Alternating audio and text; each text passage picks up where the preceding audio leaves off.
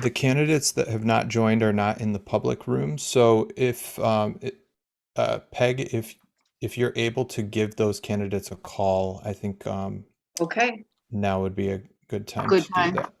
Okay. Okay, thank you. And feel free to text or call me if they're having trouble joining. And of course, Matt, if we don't have more candidates, this will greatly shorten the program. So we'll just Okay. end it when we end it, right? Yep. And welcome to those from the public. We have not yet begun. We will begin shortly after the top of the hour. We are waiting on a few other candidates that have not joined yet.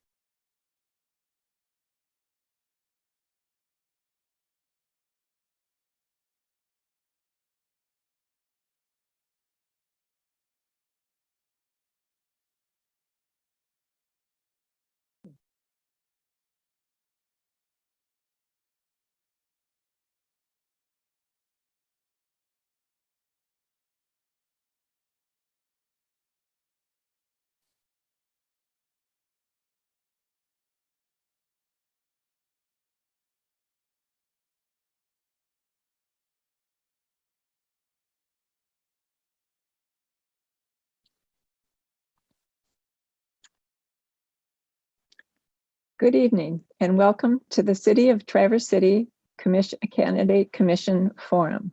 We are honored to have 4 candidates with us this evening, and we are hoping that 2 more will be joining us. Tonight we have Richard Lewis, the only candidate for mayor, Mai Stanley, and is running for a 4-year term on the City Commission. And the other candidates for this position are Tim Werner and Mark Wilson. There are 3 open seats and 3 candidates.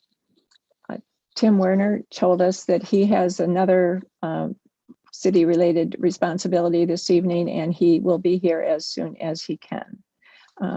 We do not expect Mr. Wilson to be joining us. For a partial 2-year term on the City Commission, we have 3 candidates, and Tim Pulliam and Merrick Roman are with us tonight, as well as Mitchell Treadwell. And so 3 candidates are running for 1 position. I am Ann Magoon, a former president of the League of Women Voters of Michigan, and I'm your moderator this evening. Our timers are League members Donna Moore and Robin Stott. The League appreciates the assistance of Traverse Area Community Media in setting up this program. The League of Women Voters of Grand Traverse Area is a grassroots, nonpartisan organization. We neither support nor oppose political parties or candidates for office. The League strongly believes that democracy is not a spectator sport. We sponsor this forum because it is our mission to help promote and facilitate active and informed participation of all citizens in all levels of government. We want you to hear these candidates discuss why they're running for office, why they believe they are qualified for this office, and how they would deal with some of the issues facing the city. Questions have been submitted for this forum through the local League of Women Voters Facebook page and website.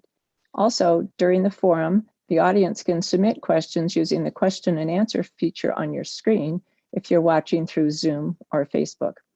Any questions not asked this evening will be shared after the forum with the candidates to help them know what other questions and concerns people have about the Traverse City Commission. Members of the League have screened the questions for clarity, general interest, relevance, and propriety. And there will be no name calling or any personal attacks, of course, this evening. So I want to review the format for tonight's forum. Each candidate will have up to 1 minute to introduce herself or himself and to answer the question, what do you believe are the 2 most pressing concerns for the city of Traverse City? And then we will start with questions from the public. Each candidate will have 1 minute to answer a question. At the end, they will have 1 minute for a closing statement. Candidates are reminded to restrict their answers to their position on the question asked and not to make any personal remarks about other candidates.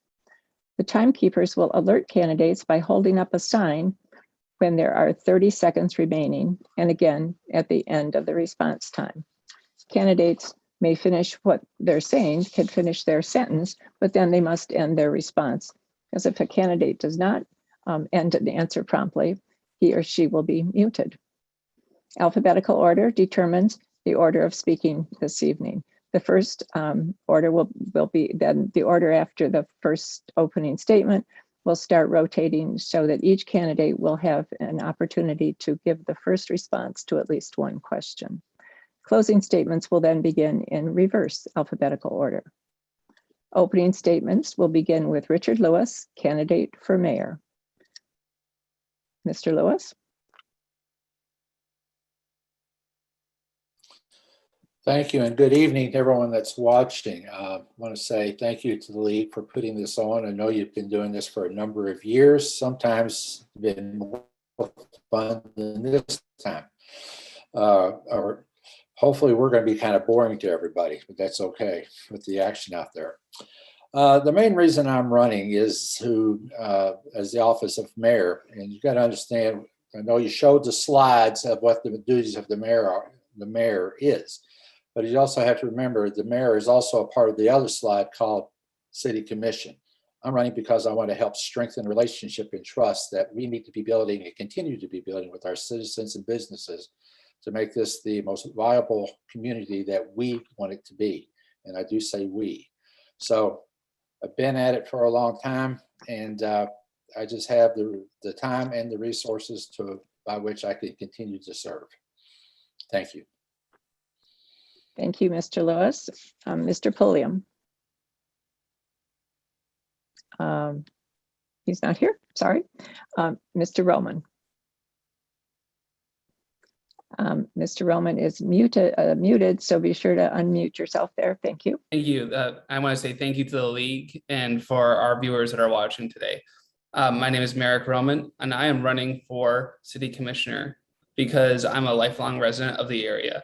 And I have a background in chemical engineering and applied economics. What prompted me to run was because of our city wastewater was flowing into West Bay. I was part of the houses that was discharging from our sump pumps into the wastewater, and I want to just take care of that. I think that's something that's in my wheelhouse, and I feel like I have the know-how, the engineering, and I enjoy understanding how the city works and want to make it run efficiently. So thank you. Thank you. Ms. Stanley. Hello. Thank you so much for hosting this forum this evening. I'm Mai Stanley, and I was born and raised in Traverse City. I boomeranged back here in 2017 to work at Traverse Health Clinic. I currently serve on the Arts Commission, and I'm an active volunteer with the City Opera House and Michigan's Creative Coast. So the two issues that I see as being really crucial for our community right now are ensuring that we are a community that works for all people of all ages, stages of life, and diverse backgrounds. For us to thrive, we need families and working families, young people to be moving into the city, making it their home. That's never been more difficult. The other challenge that we're facing is, I would say, one that's facing our entire nation, and that's an issue of trust in our institutions and in each other. And, there's no political affiliation for keeping sewage out of the bay or making sure we don't have toxic forever chemicals in our wells or in keeping our infrastructure safe and in good repair. So those are the reasons I'm here tonight. And I thank you for giving us this opportunity. Thank you. Mr. Treadwell. Hi, I'm Mitchell Treadwell. I'd like to thank the League of Women Voters and all the visitors and attendees out there tonight. I have lived in Traverse City for most of my life. I have served in a number of capacities, currently on the Parks and Rec Board, the Housing Commission, and the Board of Zoning Appeals with the City of Traverse City.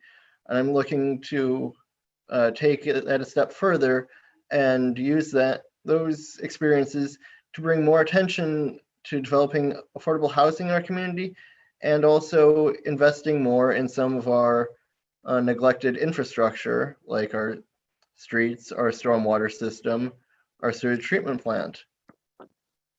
We need to build a city that works for the residents that are here, that can work for the residents that are currently priced out of the housing markets in Traverse City, and that can build a better city for the future. Thank you. Mr. Werner and Mr. Wilson are not here right now, so we're going to continue with the questions. And I think that the way we'll start is with Mr. Roman with the next, with the first one to answer our first question. What can the Traverse City Mayor and City Commission do to ensure that our city's neighborhoods maintain their desirable qualities for raising families and for promoting a caring attitude toward their neighbors and their neighborhood? Thank you for the question. I believe that this question has to come down to, how does the city of Traverse City want to look in the next generation? Are we going to be a tourist town? Are we going to be a worker town? What is our main industries?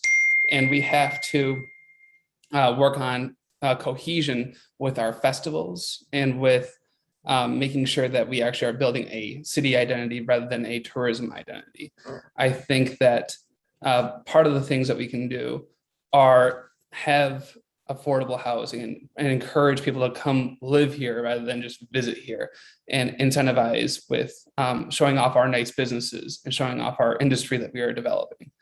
And I think that as a city commissioner, we can incentivize that. We can show that we are pro-business, not just pro ADUs for tourism. We want to promote business.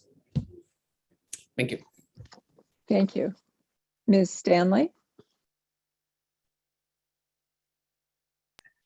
So I see this as a question about building community through leadership. And one of the things I think is very important, and that I'm really excited about working alongside the people who are also running, is that I know that we share a commitment to collegiality, to treating each other with respect, and to engaging, and when we have differences, in a way that reflects that respect for one another. So I think that that is something that can set the tone for the community overall. So that's one element. The other element is the fact that the Traverse City as a tourist community is something that's a relatively new development. I am encouraged to see the ways that Traverse Connect is helping promote our community and for a more diverse economy for the 21st century. And I think that's going to be really crucial for quality of life for all of us who make Traverse City our home. Thank you. Mr. Treadwell. Unmute, please. Yes. In Traverse City, the City Commission and government broadly does not create the neighborhoods, the residents themselves do. But the city can and does create a framework that helps those neighborhoods form and operate. And what we can do is make sure that we have sensible zoning and good neighborhood scale ordinances such that we can have reasonable regulations on short-term rentals, particularly in our historic residential neighborhoods, and that we can allow people to redevelop parcels or put in a new addition while ensuring that that new development occurs at the right scale for the surrounding neighborhood, rather than putting in large boxes that overshadow all the surrounding houses. Thank you. Mr. Lewis. Unmute, please.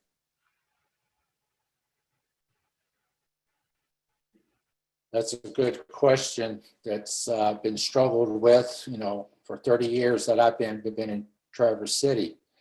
I think the biggest thing is that we have to look at the community as a whole. There's a very positive downtown that is a strong, vibrant downtown, and it does go out to the neighborhoods. If your core of your community fails, and you can go to a lot of communities in our state where the core is not active, it's not moving, you can see how it's like a cancer. It just grows out into the neighborhoods. So, but we also got to take care of the character of that. I think Mr. Treadwell and others have said it's going to be how we act. As if we act that we're looking for the trust of each other, we're looking to work with each other, we're working to be sensible about our zoning and trying to make our community the best that we know how it to be. I think all aspects of it will improve and grow. So. Thank you. The next question, we'll start with Ms. Stanley. And some of these questions that are coming in are rather long, so don't hesitate to ask me to repeat it. I don't want us to do that 5 times every time we go through it, but if you need me to repeat the question because you're the last one to respond or something, that's okay. So the next question is, the Downtown Development Association, or DDA, has proposed replacing some downtown parking lots with workforce housing developments. Would you support this DDA proposal? Why or why not? Ms. Stanley. I would like to see the proposal and be able to review it in detail. I appreciate data. I appreciate the research and the time and energy that the Traverse City the people, men and women who work for the city to put that information together, collect that information. I respect the work that they do toward that. So I wouldn't be able to speak to whether I'd support it without seeing the proposal, but I can say that, I think we're moving toward a culture where cars are not as central to our life and how we organize our lives as they may once have been, but housing is an ongoing concern for our community. Surface parking is not the best use of public land in terms of the environment and in terms of our tax base. So I think this is an interesting idea, and I would want to review that proposal thoroughly. Thank you. Mr. Treadwell. Yes, I've been following this development on both the DDA and as it's come before the City Commission as a discussion item. And I was initially quite apprehensive because of how open the initial proposal was about which parking lots could be taken and used for redevelopment, and the standards that we set for affordability, scale of the development, and other factors. I do appreciate the partnering with Homes for Our Future as the DDA goes forward. I think that the current designs look very promising. I don't want to say that I'll unequivocally support it, since it does depend a lot on whether it actually qualifies for certain tax credits that makes it a viable development project. Thank you. Mr. Lewis? And unmute, please. I'm sorry, you remuted yourself. Okay. There we go. Yes, I will be supporting it in the fact that it is two lots are under consideration to be moving forward. It's been noted, it's, until we see the final proposals, which we haven't seen yet, or at least we haven't seen yet because none of us are on the commission at this point. But I think that'll be coming toward us for final approvals or final input.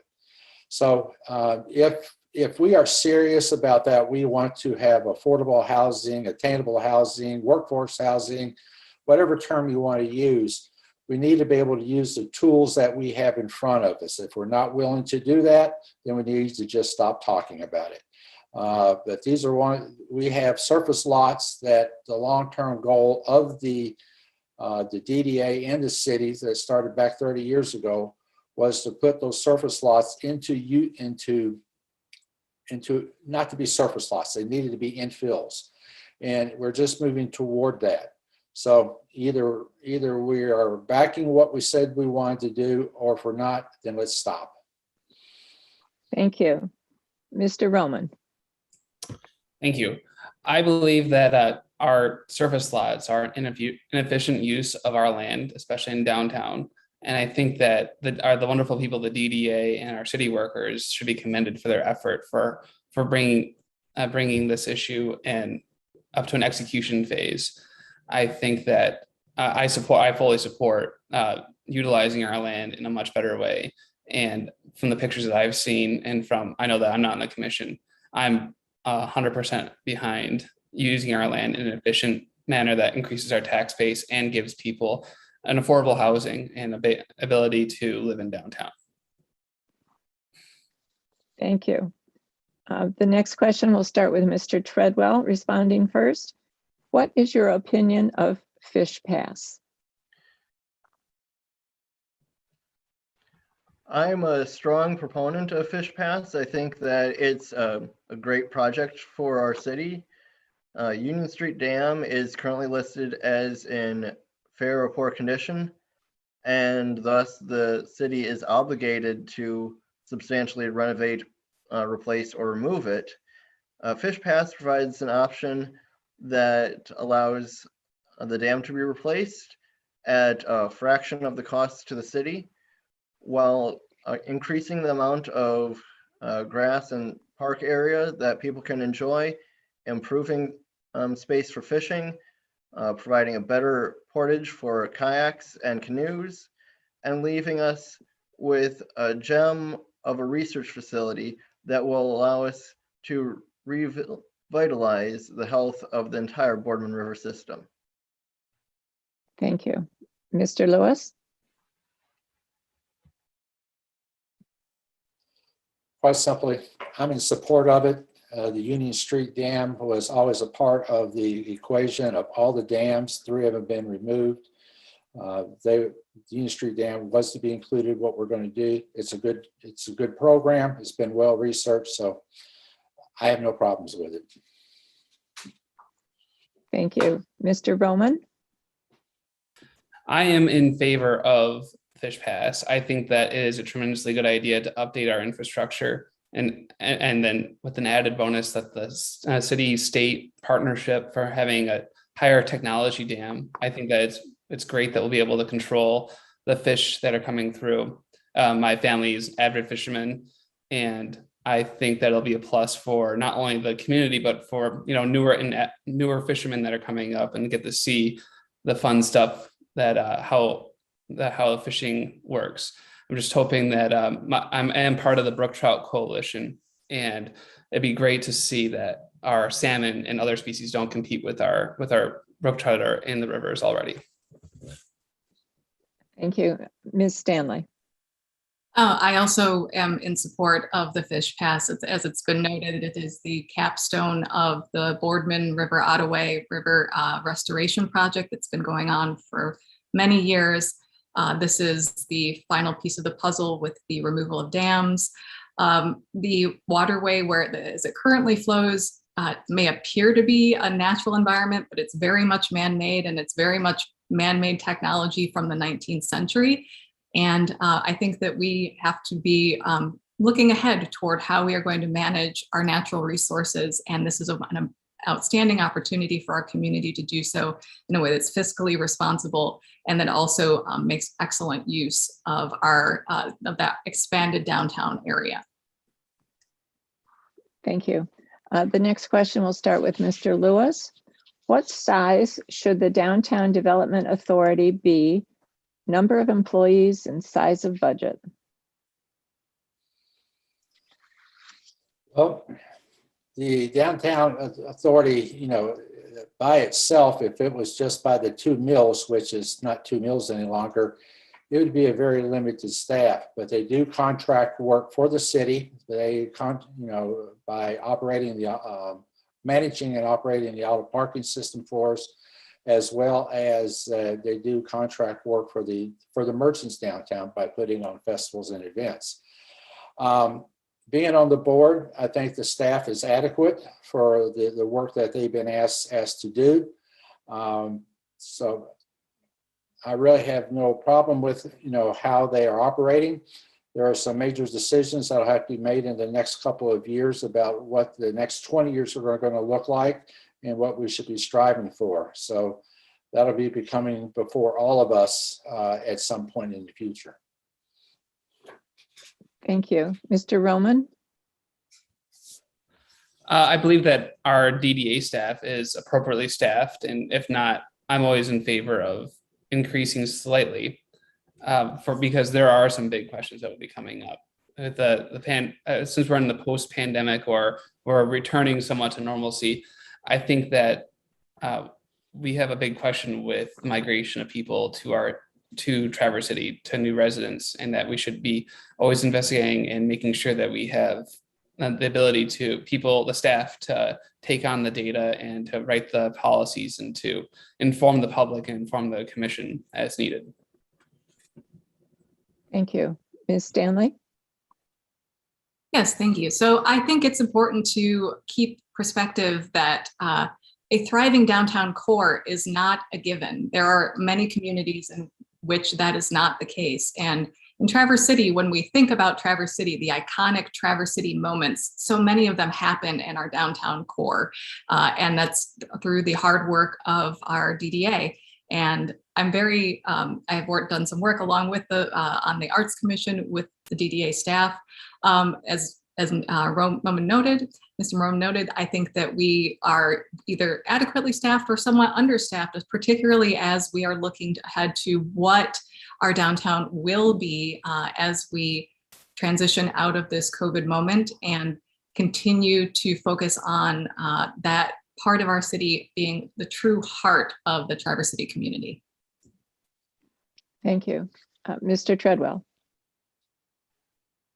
I would say that the DDA has done a remarkable job over the past 40 years or so, revitalizing what had been a somewhat decaying downtown urban core and breathing new life and vitality into the heart of Traverse City. I think that if they just stayed focused on the downtown itself, they might have more budget and staff than they need, but they admirably take on projects beyond their limited scope. A key example is the Lower Boardman River Leadership Team looking at how the entire Boardman River flowing through Traverse City, not just the couple blocks paralleling Front Street, should be developed or treated as an asset going forward to our city.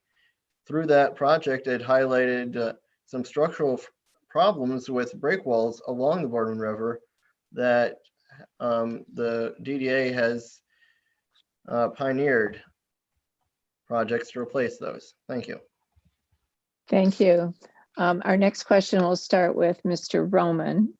And the question is, should the public be allowed to vote on the change of use of Parkland? Yes, I believe that is a very good question that should be put to the public. I know it's tough for the commission and for government leadership to let because we want to get things done, executed. But I think that, being a resident, I want my vote, or a citizen's vote, is very important to me, and it's risky. I mean, especially for what we want, for what's going on in the future of our city and the future of this project. But I believe that it is the right thing to do. Thank you. Ms. Stanley. Well, I think that we're in a moment where this is the direction we're moving, is that these kinds of questions are going to be put in front of voters. And I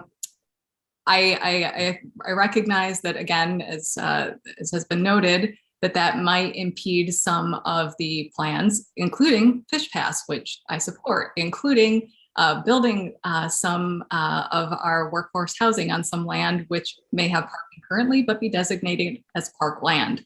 That said, I believe that this community is an engaged community, and keeping our voters out of those decisions is going to cause more situations like what we're seeing with the current lawsuit with Fish Pass. So I think that's the direction that we're moving in. Thank you. Mr. Treadwell. Yes, I would say that it's unequivocal in our city charter that disposal of parkland requires a public vote of the city populace, but it is, for Fish Pass and countless other projects, not always clear what disposal constitutes. The current court ruling sets a very broad standard that would not allow certain uses, like allowing Traverse Area Community Sailing to use part of Hull Park to teach their sailing programs, or to allow the film festival to operate in the Con Foster Museum property, or to allow kayak rental to operate out of Clinch Park and use a couple parking spaces for their vehicle trailers. All of those operations constitute using certain parts of public parkland for a specific organizational purpose. Thank you. Mr. Lewis. Well, that comes down to, how do you find change of use? And I know currently there is a court opinion that has one viewpoint. And while that is a court opinion, an appeals court will see if that is a good opinion or a not so good opinion.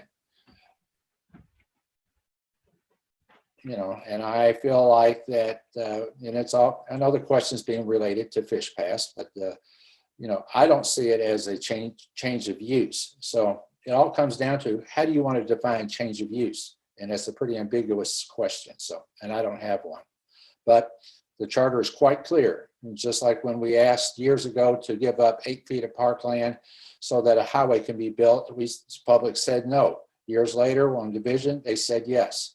That is a total taking of property that the city no longer owns. So that's my distinction. So. Thank you. Okay, for our next question, Ms. Stanley will be the first responder. And the question is, what would you do to support the need for childcare in the community? Thank you. That's a great question. I am not facing this problem personally, but this is an ongoing issue in terms of attracting talent and to our community, and in terms of having a robust citizenship here. And so one of the things that I'm really heartened by is Traverse Connect's working with the Great Start to Quality Collaborative to simplify rules around where we can have childcare facilities. The Common Grounds Collaborative is a prime example of the challenges of putting childcare facilities into mixed-use buildings. And if we're really serious about addressing the childcare shortage in our community, we need to have that service integrated into the fabric of our lives. And so taking down that one barrier will hopefully lead to a domino effect of being able to open childcare facilities elsewhere in mixed use. But another big issue is that 90% of childcare workers earn not enough money for a survival wage in our community. And that's something else that we need to think about as we move forward. Thank you. Mr. Treadwell. Yes, I would say that this isn't something that the city can or should try to tackle alone, but rather it's an opportunity to partner with other municipalities, with the county, with Traverse Connect in building a community solution. In the pre-pandemic times, the county decided to open childcare facility within the governmental center. And the city can expand on that partnership since we share the same building. If we were able to set a minimum wage for Traverse City, that we could set a wage that allowed childcare workers to earn a living wage, but unfortunately, we can't. What we can do is make changes to our zoning codes and look at our ordinances for where childcare facilities can be located in proximity to businesses, to bars, etc., and see where they can be expanded. Thank you. Mr. Lewis? This falls into the same question to me that for years we have talked about, childcare along with, affordable housing. And again, whatever tools the city has, that we can help to lessen the regulations for childcare, yet, keep it safe and, to take care of the children and under state law, we should be looking at those things. And again, you'll have folks that'll come forward, yes, we want this to happen, but we don't want it to happen next door. So we either need to be serious about that, we want to see this to take place, or we don't, and have the courage to implement those changes that will help to enhance childcare as well as affordable housing. Thank you. Mr. Roman? Thank you. I want to say that this topic does hit near to my heart. I don't have children. However, my sister, who just moved permanently to her town, south of town, was looking for childcare for her newborn, or for less than 1 year, and it was tough. And I think that I'm concerned about the future, not just for my family, but other families are having this issue in town. And I echo what my colleagues here said, that this is an issue with affordable housing, allowing childcare staff to be able to live and work in downtown, and also the use of ordinances, zoning ordinances, to allow for childcare facilities. My personal spin that I want to take, though, is that I want to make sure that childcare facilities are safe. I do not want to just hand out our licenses and make it easier. I want to make sure that our children and our residents too are safe, and that we have the correct ordinances and laws in place so that we can have affordable childcare in our city. Thank you. Thank you. Mr. Treadwell, you will be the first to respond for the next question, which is, I know this is a little bit long. After 20 years, Traverse City and Grand Traverse County passed a joint resolution to build a new senior center at its present site. New opinions on its location now exist. Please comment on whether you would support the original resolution, keeping a new senior center in its present location. Why or why not? As a member of the Parks and Rec Board, I've had this item on our agenda several times, and I'm very happy with the current resolution. I think that it's a good location. It's been in long use to our community. It's been there so long that the shuffleboard courts in particular qualify for historic building status. And I would like to see a new structure developed. I see the city as being strongly in favor of it. I'd like to see a little more community partnership from the county. Unfortunately, due to the nature of the partnership, the city cannot move forward with the project without buy-in from the county. Okay, Mr. Lewis? Another one of those projects that's been out there in the works for the last 20 years, as someone mentioned, if not more. I like to see where the current location that we have a senior center there. It's been there, it's been part of the fabric of our community, and it's not just the city, but the greater community. And I think we just need to go back to the drawing board to work with the county and other partners to see how we can work through the log jam and see if there's another possibility. So I'm in favor of it, and we'll just see what we can do. So thank you. Mr. Roman? Thank you. I believe, being a lifelong resident, I remember seeing the senior center when I was a kid driving in from Glen Arbor Township, and always fascinated with the shuffle courts and how to play shuffleball. I have not, however, since then, not learned how to play shuffleboard yet. But going back to the issue, I believe that the city needs to work with the county to see if we are going to put the work into maintaining this building, and if we're going to keep it looking good and in good repair, else we need to move ahead with a different building. And I understand that it's a very historic building, and I did not realize from my colleague that the shuffleboards do qualify for historic status. But I think that we need to figure out if we want to maintain this building or replace it with a new one. I understand that the historical aspect of it being built by unions back in the earlier in the century, but yes, that is my position. Okay, thank you. Ms. Stanley? So a big part of the reason that my husband and I moved back to Traverse City is that our parents have decided to make this their lifelong home in retirement. And one of the things that they and their friends have all asked me about when they heard that I was running for City Commission is, what can we do to keep the senior center on the bay? This is a crucially important issue to people who are in their retirement years, approaching retirement years, and those of us who hope to retire here someday. So I would love to see us be able to move forward with that resolution. And maybe it will take having some new faces around the table, as Mr. Lewis indicated, to work through some of the issues that have been sticking points. But I know for our senior community and for those of us who hope to be seniors here someday, keeping the senior center on the bay instead of pushing that service and that amenity out to the edges of town is something that's very important to us.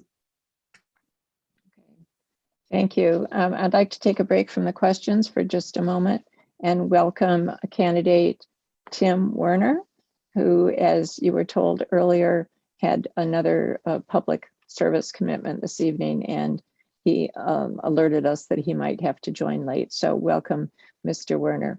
We're in the middle of our questions. Our candidates have 1 minute each to respond. And in this case, Mr. Lewis will be starting, and alphabetically, you will be the last one to answer the upcoming question, and then we'll continue to go from there. Okay. Due to the pandemic, city traffic could not drive on Front Street from Park Street to Cass Street in the summer of 2020. This summer, the street was open. In order to help downtown businesses, would you support shutting down Front Street in the summer of 2022? Why or why not? Mr. Lewis. At this point, unless there's a valid reason to do so, no. If you'd like to make any comments on that. No, I just said no. I Okay. don't see the point in doing so. Okay, thank you. Mr. Roman. Thank you.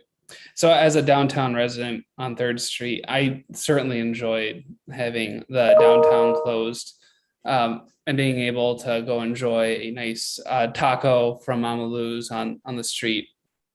I like seeing kids and people being able to play safe on downtown Front Street.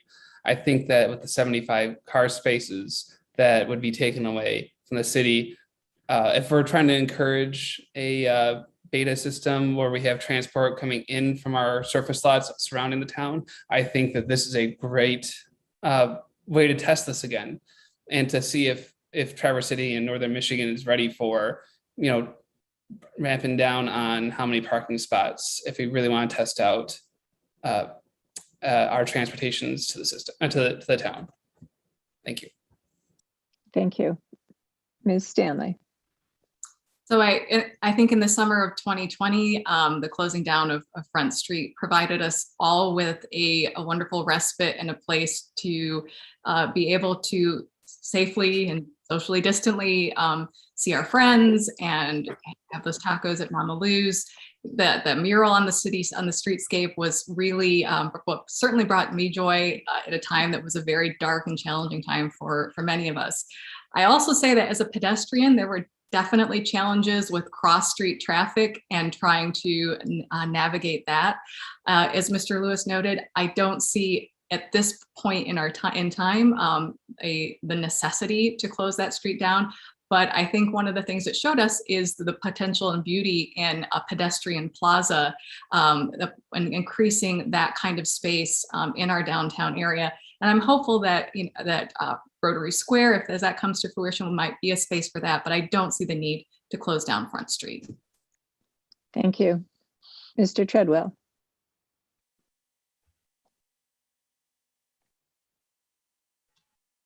Yes, last year it was a definite improvement into our downtown by providing more space to restaurants and other businesses to spread out onto the sidewalks. It allowed more space for pedestrians to walk and bike while still being distanced from each other.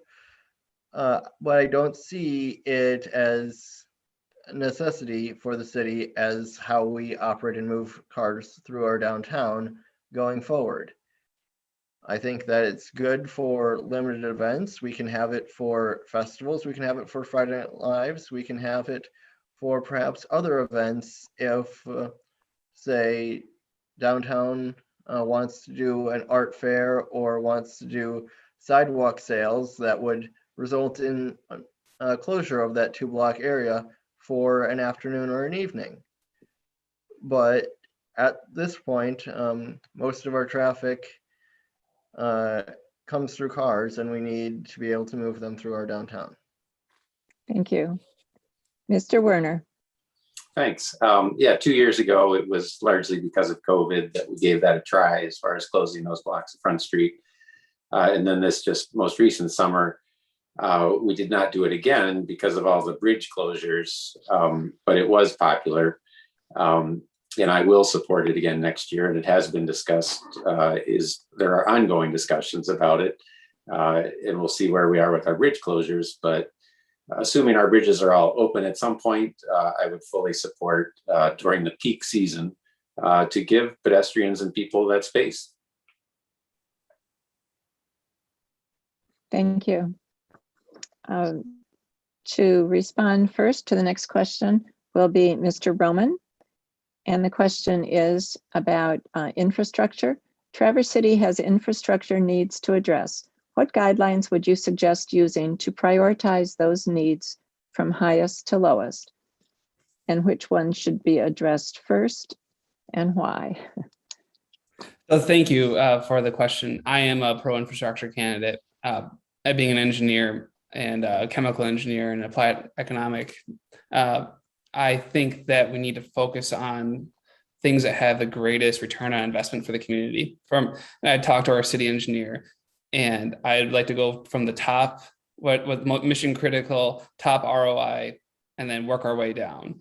Like I described at the beginning, is that my house was connected to the wastewater system, or my sump pump was, and I was essentially pumping my Kids Creek into our wastewater plant. And when I found out they were emitting wastewater, that is just unacceptable.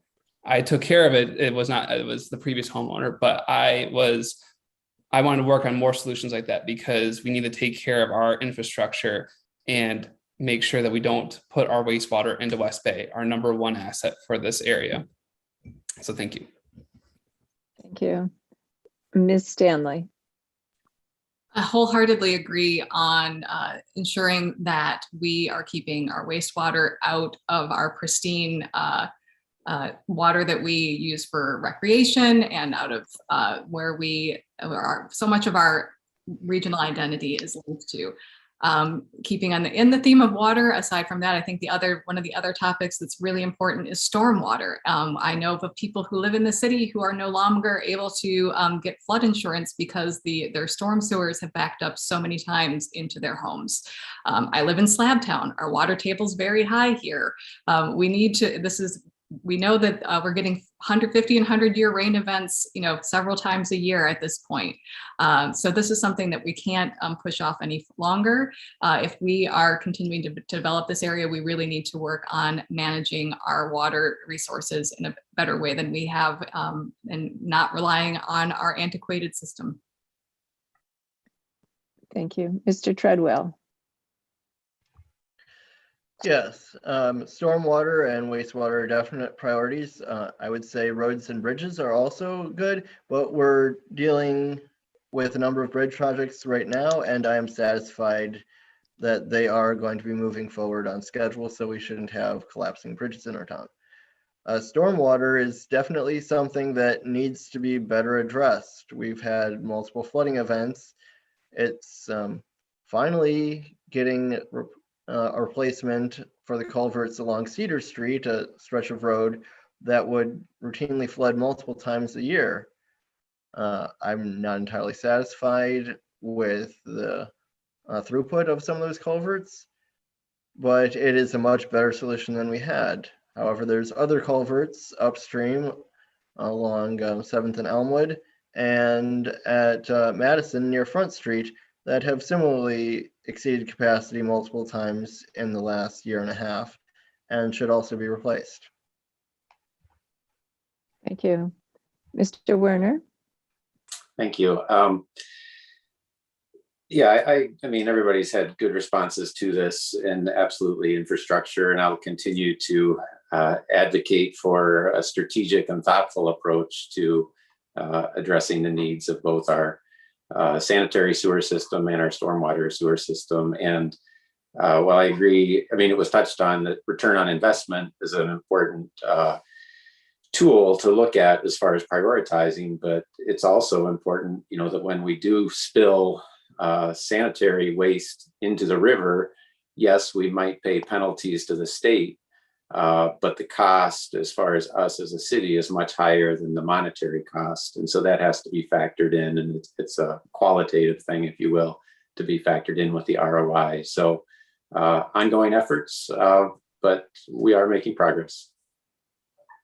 Thank you. Mr. Lewis.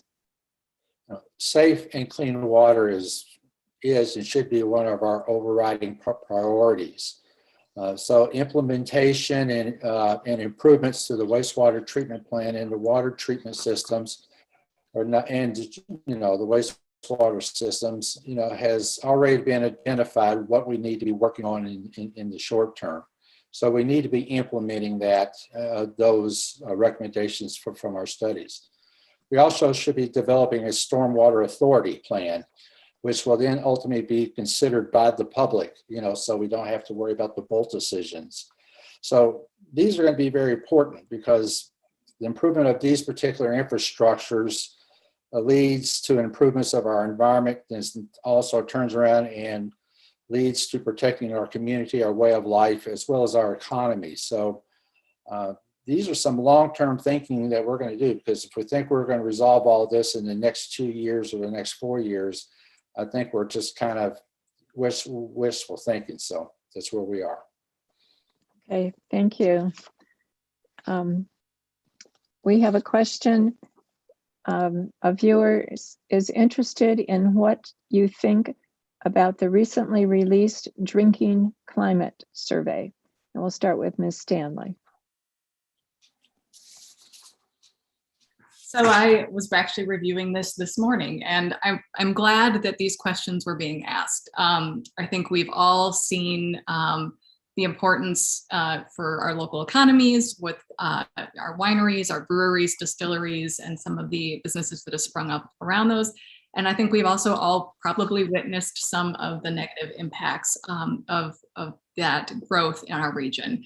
What I was heartened to see is that there's the acknowledgement there is no silver bullet, but there are certainly steps that we can take collectively and as a community. And one of them I think that's very important is the normalizing of not drinking. And so I think as we move forward and consider, I feel like adding policing, adding lighting, those are some major steps, but I think that there are things that we can do in our dialogue with one another and the way we frame this issue that can actually have an impact before we have those other pieces in place.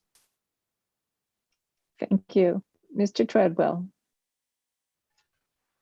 Yes, I'm still digesting the report. I'm glad that this is happening as a resident of Central Neighborhood, which has certainly had negative impacts from people going to downtown bars and then walking through neighborhoods, creating noise and disturbance at various hours of the day and night. There does need to be a change to de-emphasize what people come to Traverse City for, and downtown in particular, beyond just coming to a distillery, a microbrewery, or a bar, to other options. I am very glad that Horizon Books decided to stay open, since that was a prime example of a business that offers longer hours, that it can be open till 10 p.m. and isn't based around alcohol, but instead around books and coffee. Thank you. Mr. Werner? Yeah, thank you. Yeah, being on the city commission, because each time a liquor license comes before us, we debate whether to approve that one or not. And so we've waited a while for this, but I don't think anybody expected it to be a silver bullet, and it's not. As far as answers that might be in there. The thinking I've had over the past many months to it is there's legal activity and illegal activity, and certainly we can try to crack down on some illegal activity, but even what annoys and bothers people, a lot of it is perfectly legal activity. So what do we as humans do about that? And where I've gotten to is, how do we promote more of other things downtown so that this isn't the only thing downtown? And by way of example, how do we get Mr. Lewis and myself downtown at 10 or 11 p.m. so maybe it's not just for young people being cool downtown? Thanks. Okay, Mr. Lewis, you can continue. Your turn. 10 o'clock, I'm in bed. What's wrong with you? I haven't read the report. It's on my homework because the DDA board will be reviewing and asking questions on it. So I saw the preliminary. It was heading in a direction, but the recommendations and the implementations are, again, are going to be some things that we're going to have the political will to do it, because not everyone's going to be happy with that. So and I'm just going to take a different twist. there are going to be some public meetings, and we need you, the citizens, to be at those meetings to give your input, because whatever that is going to help shape whatever the final form that this is going to come in before the DDA as well as the city commission. So your input is important at this point. So show up, please show up. Thank you. Mr. Roman. Thank you for the question. I want to also applaud that our city took this step to conduct this survey and to see if there were solutions. Being a candidate for commissioner, what my takeaway from the study was how we want to make sure that we keep our citizens safe, the residents safe, because drinking is a hobby that people like to do socially, and some people cannot enjoy it in with the rules that are going on. So we need to make sure that we keep our citizens safe. I like that they wanted to have more cameras, have a better relationship with the police. We need to make sure that if people are going to come here and drink, and plus drinking, as much as we don't want to say it, like every bar, like that's what a bar and a restaurant, they make their money off of their liquor licenses. So these establishments don't want to have that be a bad stigma for the town as well. So I'm glad that we are showing solutions and empowerment, I think is the best word from this study. Thank you. Thank you. Mr. Treadwell will be the first one to answer the next question, which is, the DDA seems to have greater influence on decision-making by the city commission than private citizens. In your opinion, what type of relationship concerning city business should exist between the DDA and the mayor and city commission? Well, the mayor does currently serve on the DDA, and I think that is a good partnership that should go forward. I don't know if Richard Lewis is intending to remain in his current seat, or if there will be another city commission appointee to the DDA. The DDA is not just administrative people, it is also private citizens and business owners, residents of the downtown area, and it is the vibrant core of our city. I'd say that if there can be similar organizations, say bodies representing commercial areas elsewhere in town, that can provide a little more balance.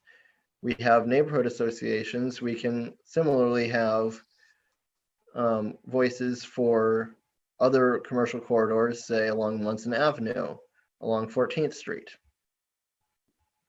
Thank you. Mr. Werner. Thanks. Yeah, I'm fully supportive of the DDA. The city commission has to approve the DDA's budget every year, and the city commission approves the capital improvement plan. And so whatever is coming through the DDA is going through the city commission as well.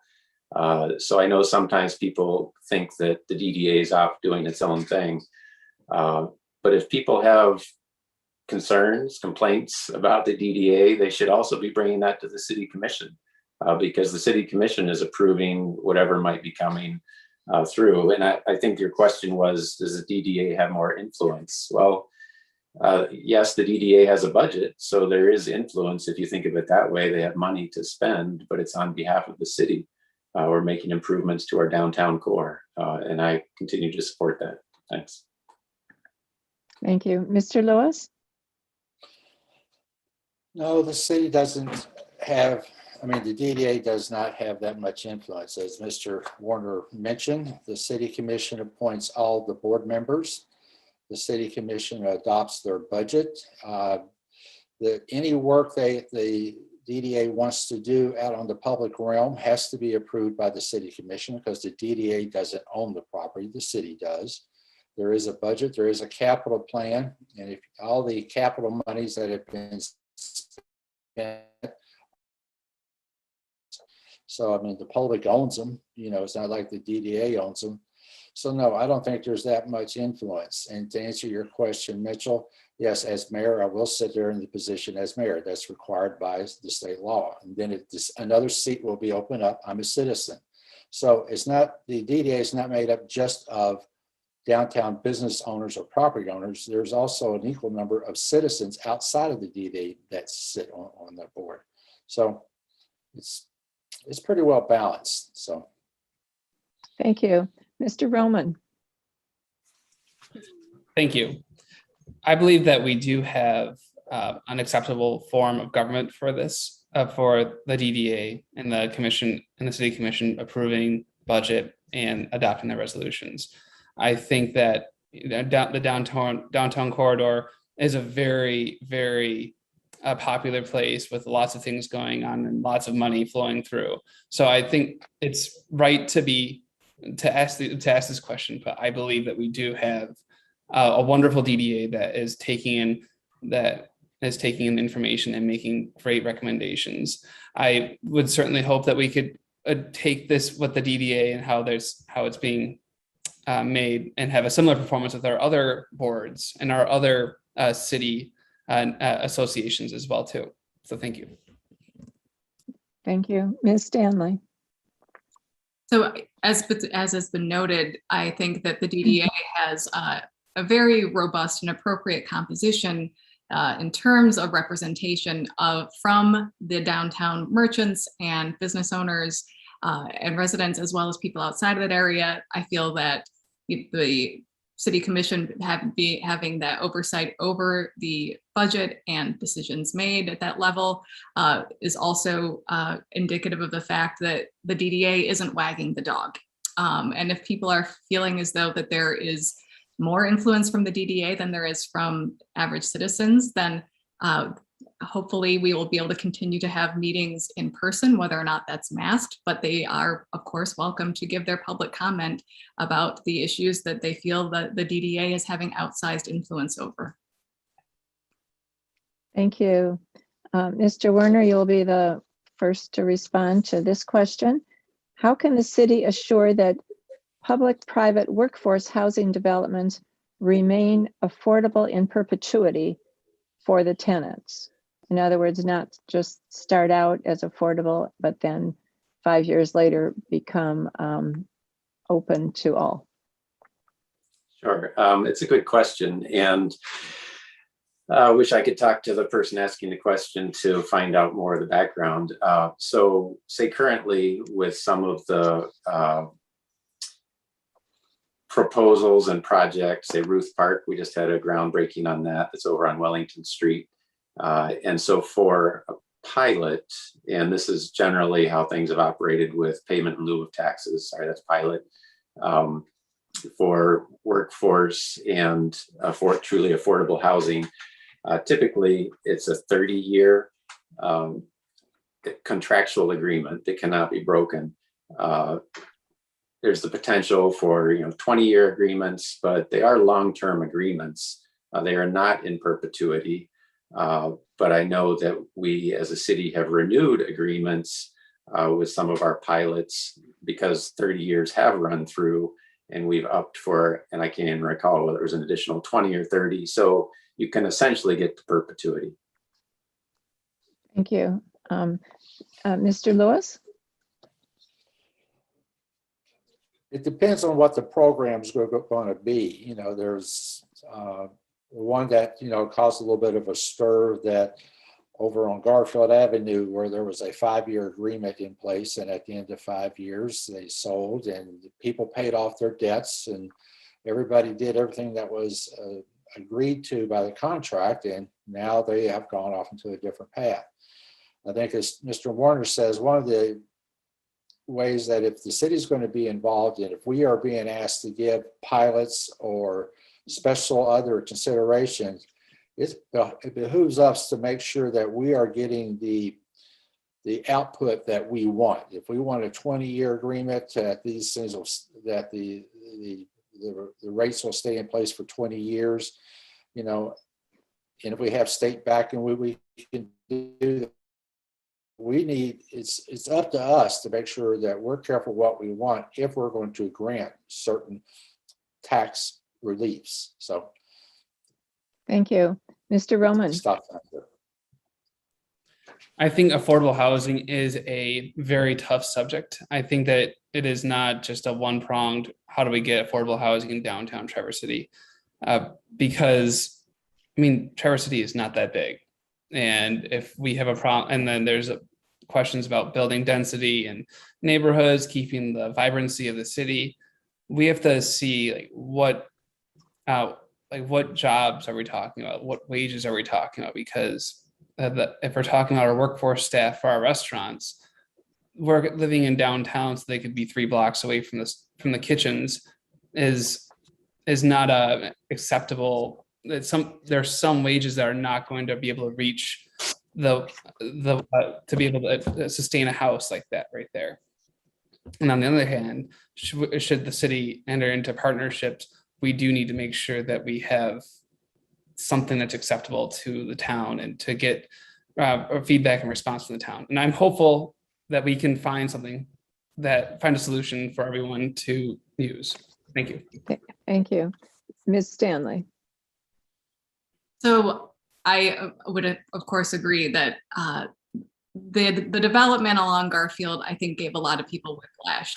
Seemed like it was a very short turnaround time from workforce housing to now short-term rentals. And that was not what most of the people who were excited about that development were envisioning long-term when that was built. So as the others have noted, that if we are entering into these agreements and offering these pilots, that we need to make sure that the parameters are such that they are meeting the needs of our community now. Nothing is in perpetuity, but that a longer sundown horizon on that clearly is necessary. And I think that there are ways to create this within the footprint of our 8.4 square miles, a third of which is airport, and not give up the character that we love about this town. Thank you. Mr. Treadwell? Yes, as is noted, there is no housing that is affordable in perpetuity in the city. I would say the closest is that overseen by the Housing Commission, but that only fills a limited scope. Our largest project is on Pine Street, overlooking the Boardman River. It's a 10-story apartment building, but it only has a little over 100 apartments. What we can do as a city is make sure that whenever we are entering into an agreement, to be it a pilot or partnering with a nonprofit or other entity to apply for HUD or MISHDA grants or loans, that we make sure that it has a 20 to 30-year time window that can be renewed, and it doesn't have a provision that allows it to revert after 5 years or when the loan is repaid. Thank you.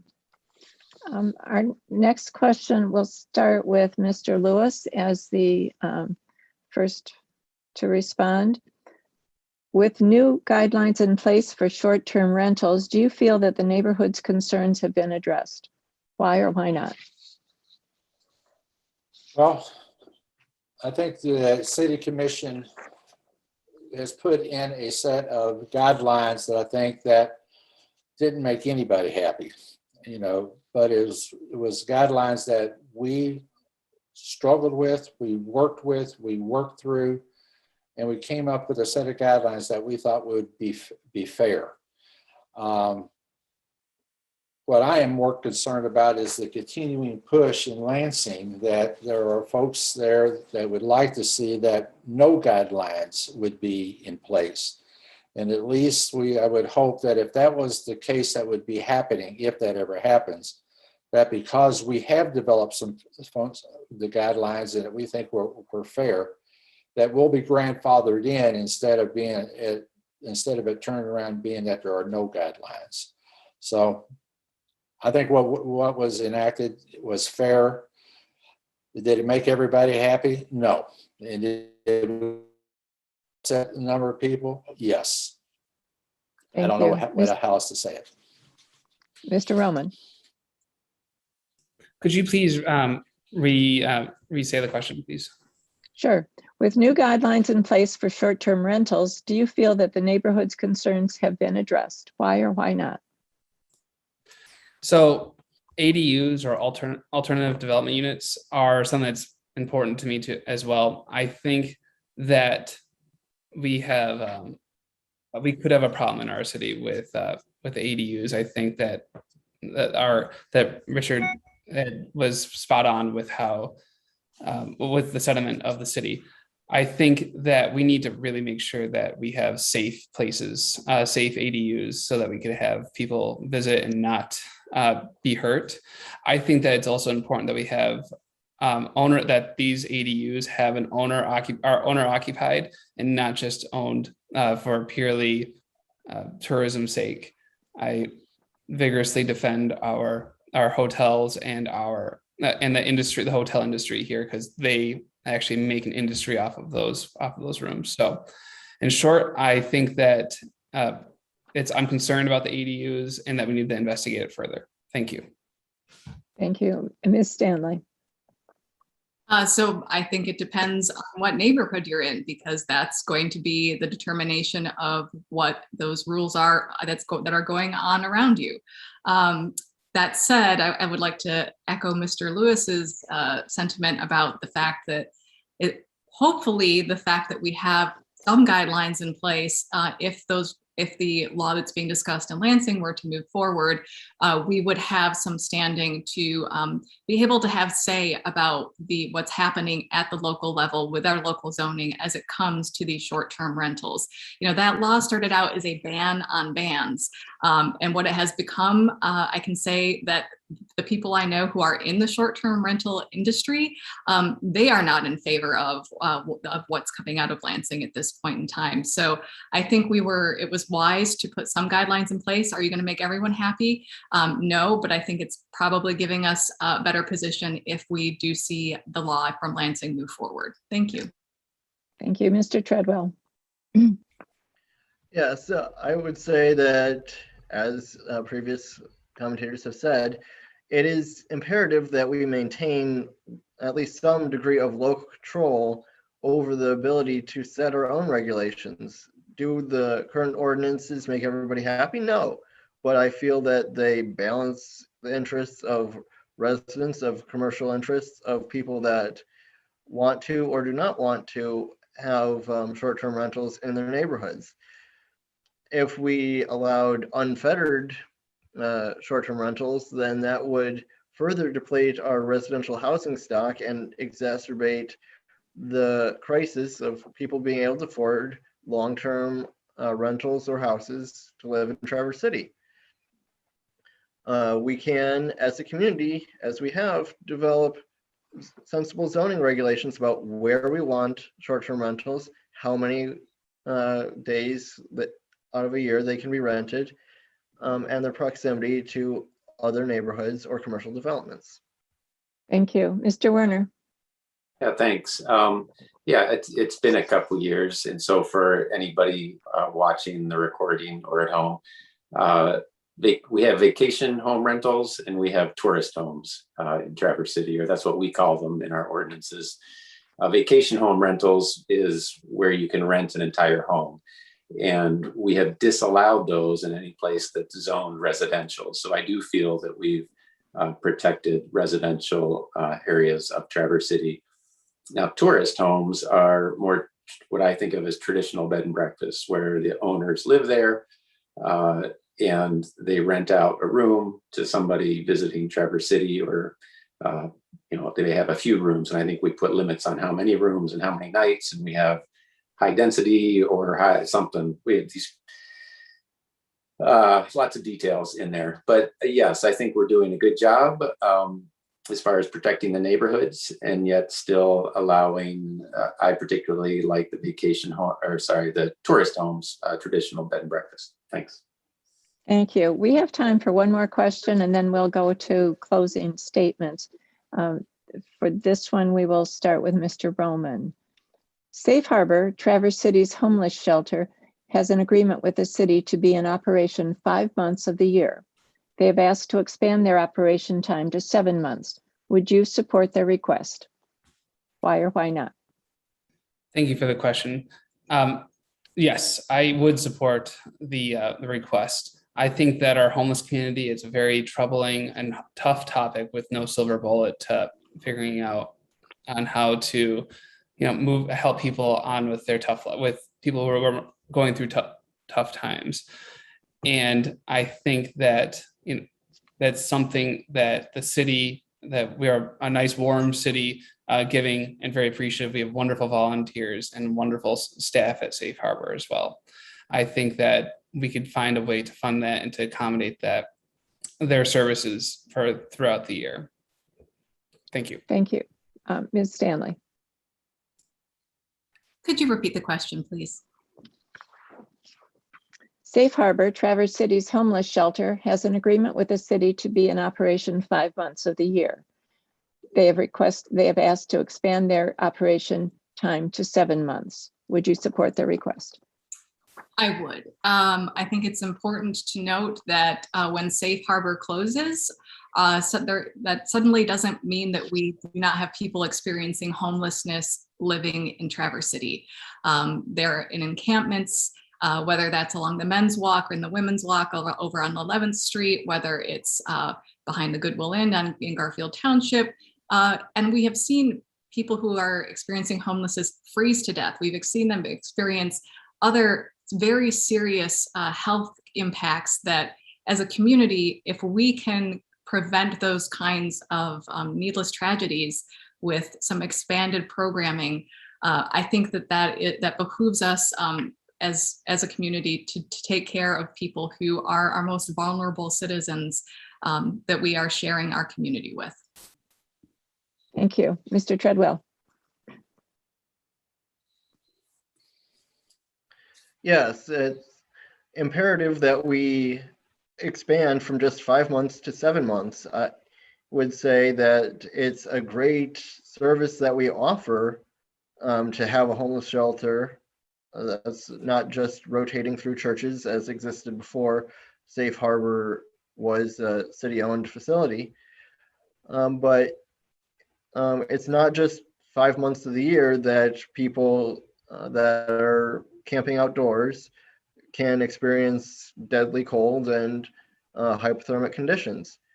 If we can expand that to 7 months and have options to provide shelter space beyond just those 7 months, that should be something that we as a community have as our duty to our most vulnerable residents. Thank you. Mr. Werner. Short answer, yes. And I appreciate all the answers that everybody else has given. Thanks. Mr. Lewis. Yes, and I'd be even favored to going for 12 months. So. Okay, thank you very much. Well, this concludes our question and answer part of the forum. I want to tell you how much I appreciate everybody being focused and learning to follow how we're doing the program and maintaining their unmute status. So we will now go to the closing statements, starting with Mr. Werner. Well, thank you. Sorry to everybody that I was late. I was at a Light and Power meeting where we had some very good discussions about decommissioning Campbell 3, which is a Consumers Energy owned coal burning power plant that we had a life of contract requirement that we take energy from it until 2040 when it was scheduled to close. And now they're ready to close in 2025, which to me is great news as far as climate change and the climate emergency. And that's a big part of why I want to continue on the city commission is we have a climate crisis and we have a housing crisis. Those are the two top priorities for me.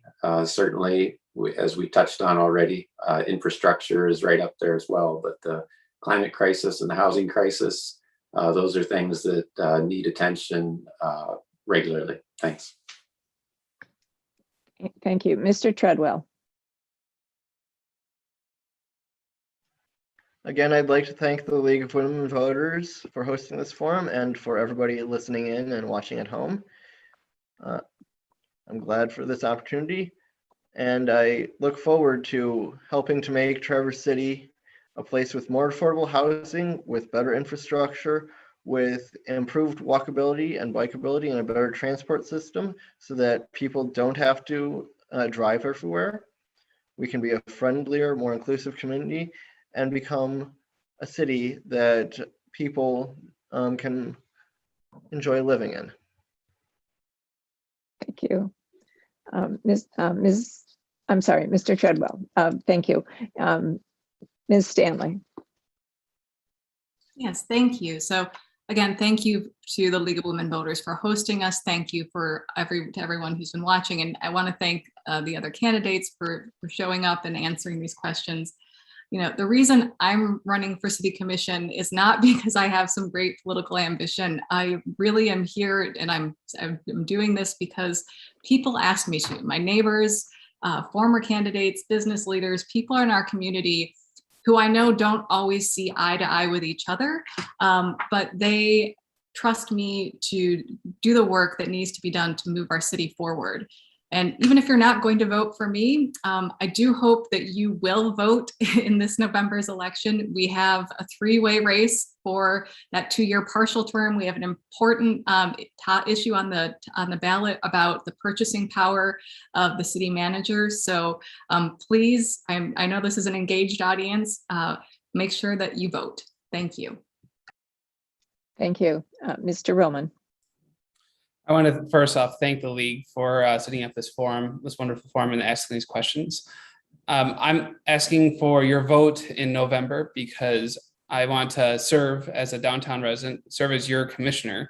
I want to apply my engineering and economics experience to the board, to the commission, and because I like to solve problems and I like the engineering and the nitty gritty, the non-glamorous things. I want to make sure things are run right. I want to spend our tax money efficiently, and I enjoy the challenges and want to see our city fully vibrant in the generations to come.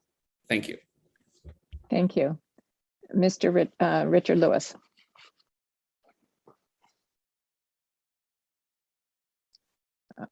Okay, we're going to ask you to unmute, Mr. Lewis.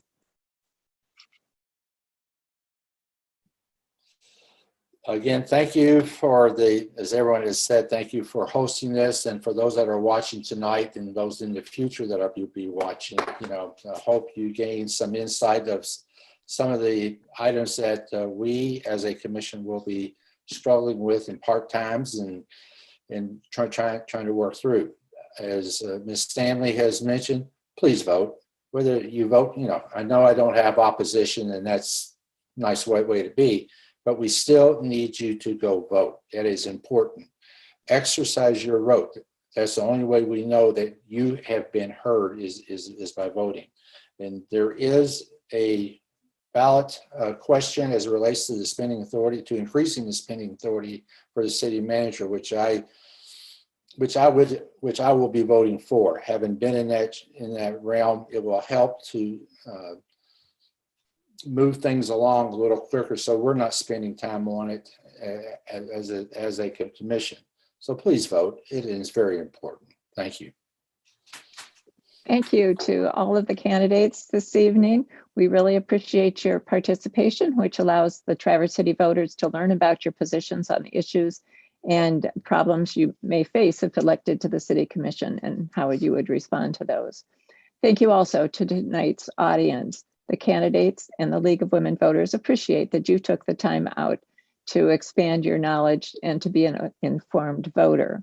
And thanks if you were one of the ones who submitted questions. We did not get to all of the questions from our audience, but those will be forwarded to the candidates so they'll know about your concerns.